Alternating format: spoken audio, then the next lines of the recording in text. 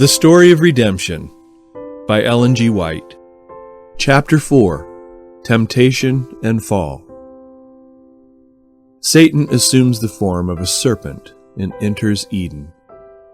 The serpent was a beautiful creature with wings, and while flying through the air his appearance was bright, resembling burnished gold. He did not go upon the ground, but went from place to place through the air, and ate fruit like man. Satan entered into the serpent and took his position in the tree of knowledge and commenced leisurely eating of the fruit. Eve, unconsciously at first, separated from her husband in her employment. When she became aware of the fact, she felt that there might be danger, but again she thought herself secure, even if she did not remain close by the side of her husband. She had wisdom and strength to know if evil came and to meet it. This the angels had cautioned her not to do. Eve found herself gazing with mingled curiosity and admiration upon the fruit of the forbidden tree. She saw it was very lovely, and was reasoning with herself why God had so decidedly prohibited their eating or touching it. Now was Satan's opportunity. He addressed her as though he was able to divine her thought. "Yea, hath God said, Ye shall not eat of every tree of the garden?"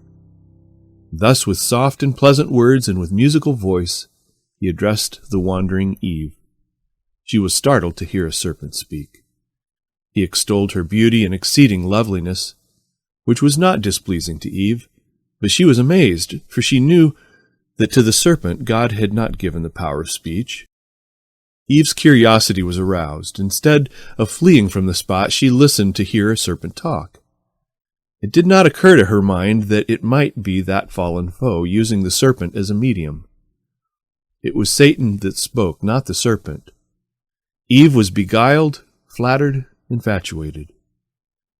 Had she met a commanding personage, possessing a form like the angels and resembling them, she would have been upon her guard, but that strange voice should have driven her to her husband's side to inquire of him why another should thus freely address her. But she entered into a controversy with the serpent. She answered his question, "We may eat of the fruit of the trees of the garden, but of the fruit of the tree which is in the midst of the garden God hath said, Ye shall not eat of it, neither shall ye touch it, lest ye die." The serpent answered, "Oh, you shall not surely die. For God doth know that in the day that you eat thereof, then your eyes will be opened, and you will be as gods, knowing good and evil."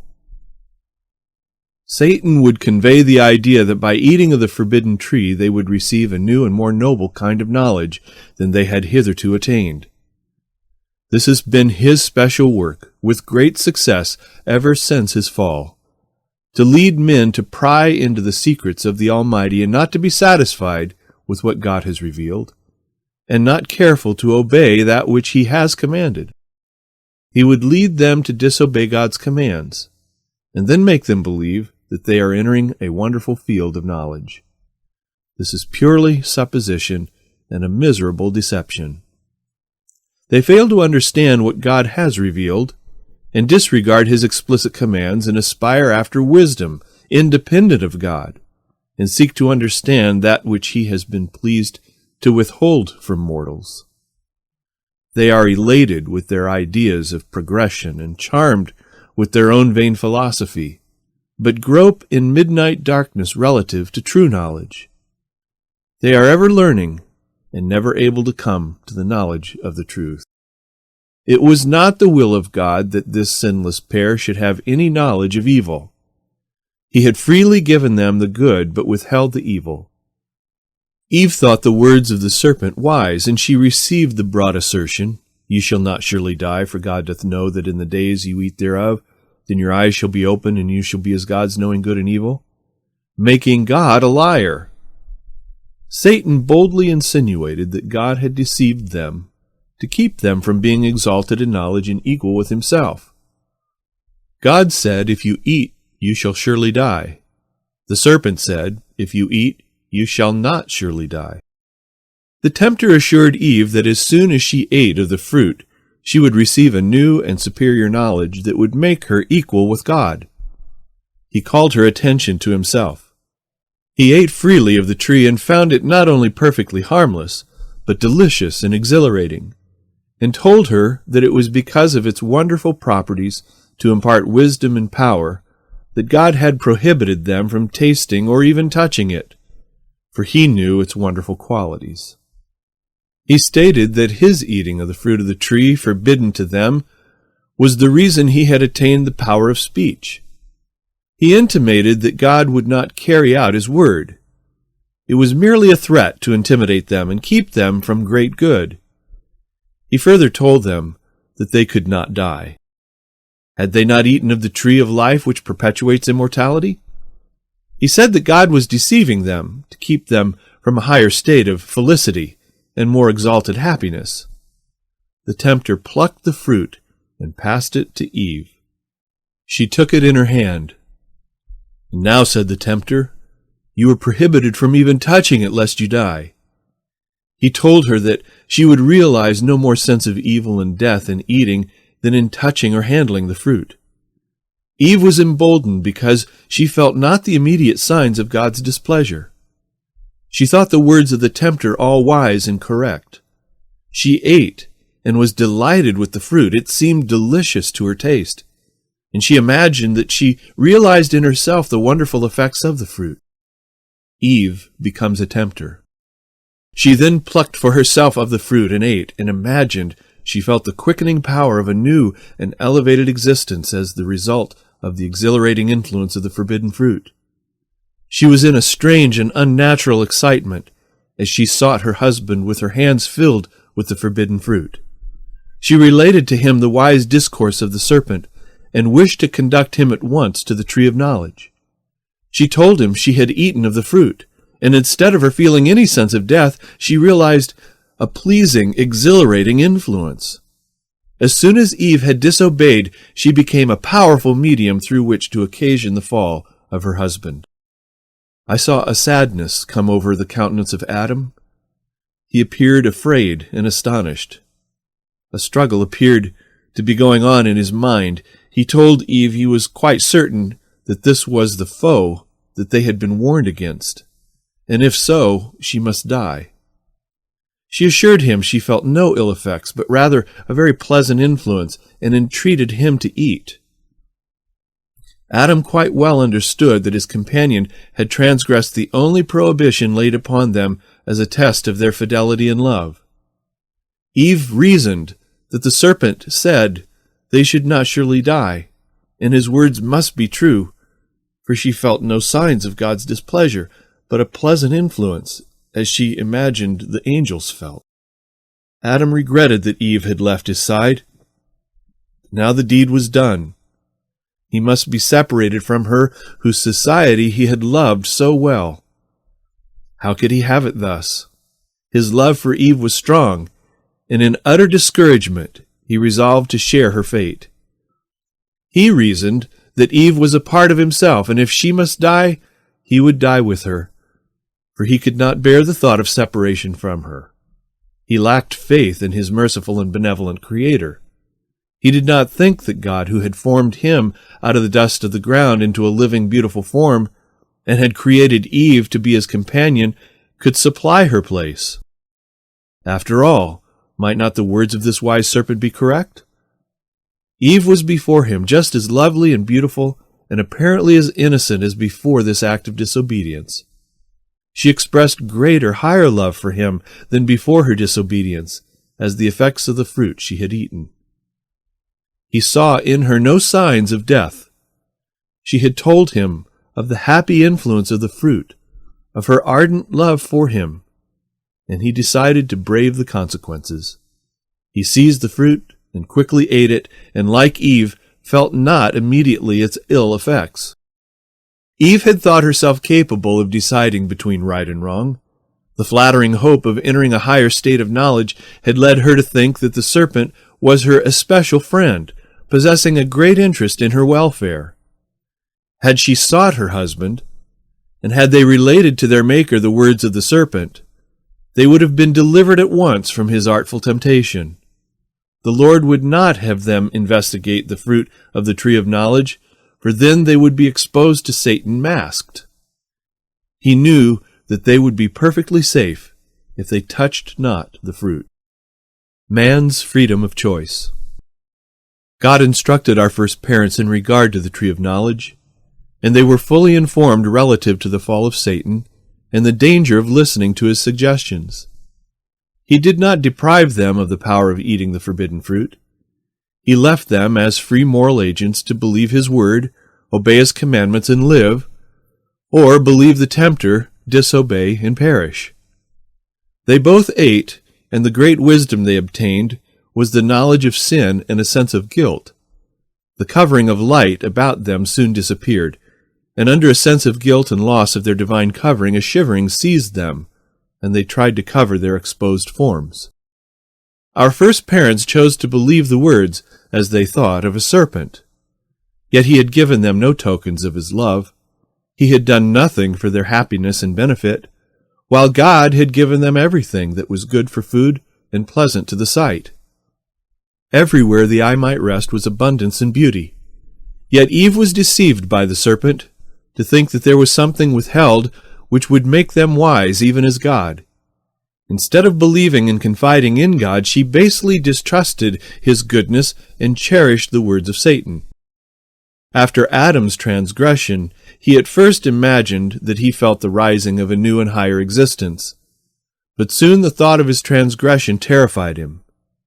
The air that had been of a mild and even temperature seemed to chill them. The guilty pair had a sense of sin. They felt a dread of the future, a sense of want, a nakedness of soul. The sweet love and peace and happy, contented bliss seemed removed from them, and in its place a want of something came over them that they had never experienced before. They then, for the first time, turned their attention to the external. They had not been clothed, but were draped in light, as were the heavenly angels. This light which had enshrouded them had departed.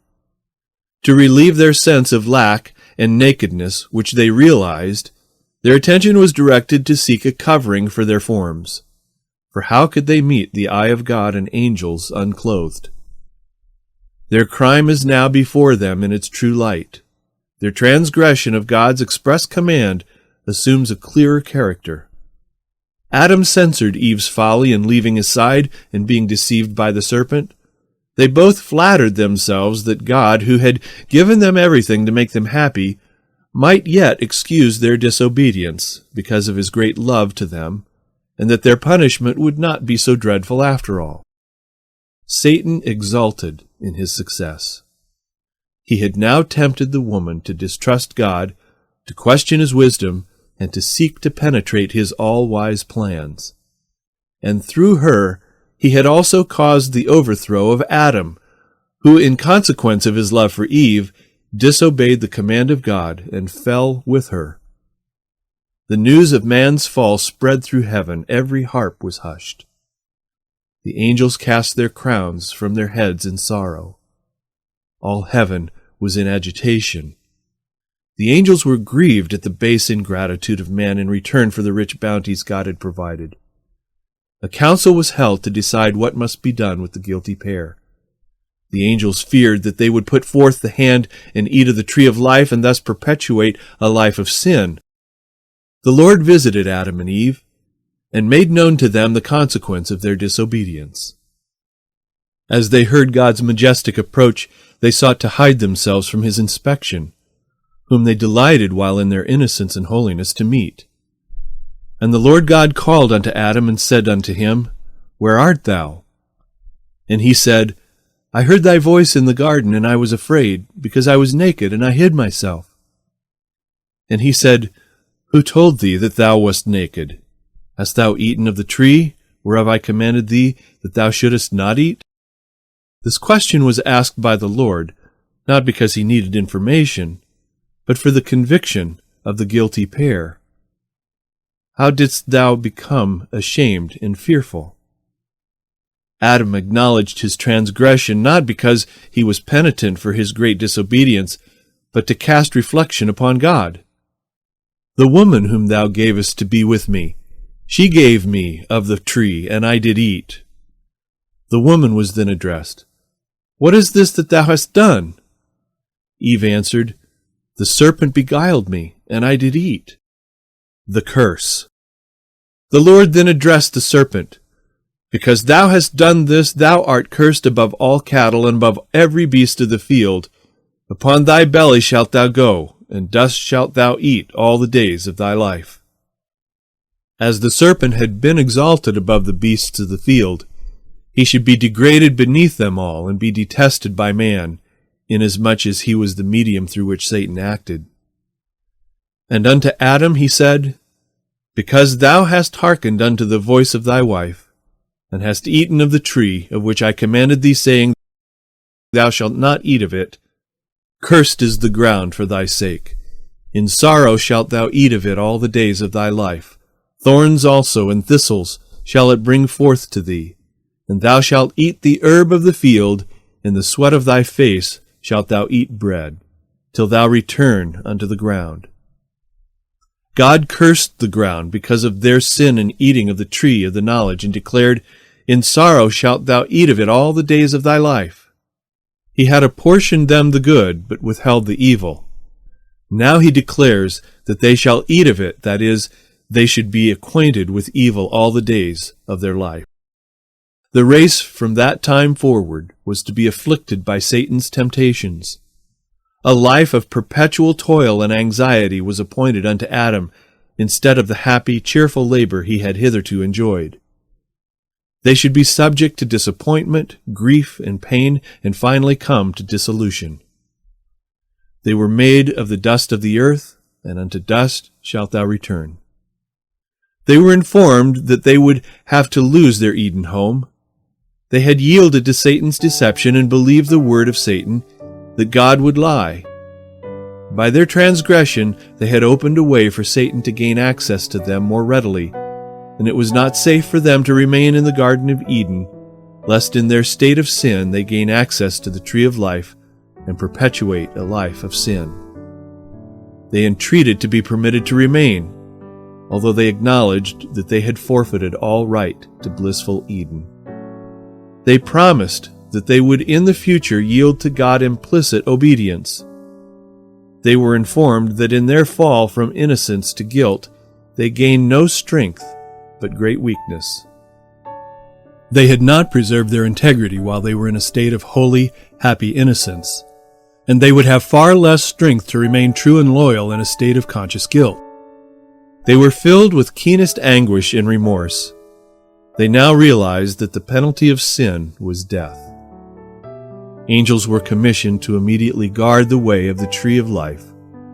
It was Satan's studied plan that Adam and Eve should disobey God, receive his frown, and then partake of the tree of life, that they might perpetuate a life of sin.